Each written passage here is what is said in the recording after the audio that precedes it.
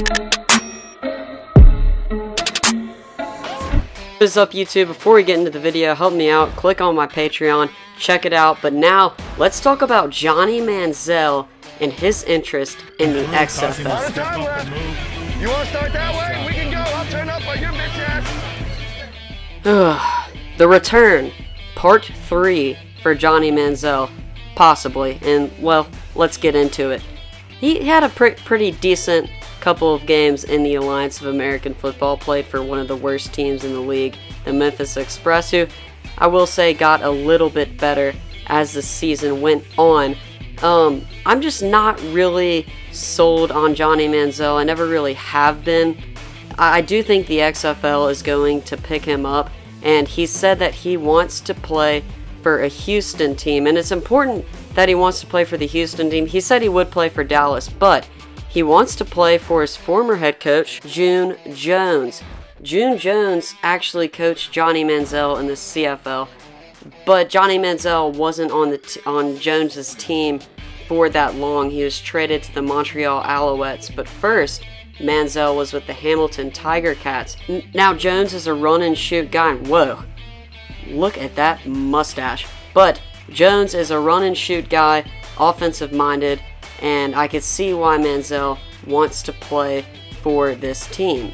Now the ball is kind of in the XFL's court. If they're going to allow him to come and practice and try out for an XFL squad and roster spot, because if you remember earlier in the year, Vince McMahon did say they didn't want any players with criminal records or anything of that sort playing in the XFL, but Oliver Luck came back a couple weeks ago and said that they would be open to having Johnny Manziel come and play. Now, I really want Johnny Manziel to actually try out, not just join a team like with the Express. I want to see what he can do, if he can even do really anything compared to the other quarterbacks. I don't want him to get the starting job on a team just because he's going to get viewers. That would kind of make me angry, especially feel bad for the other quarterbacks who are out there putting their work in and, not taking their opportunities for granted like Manziel has.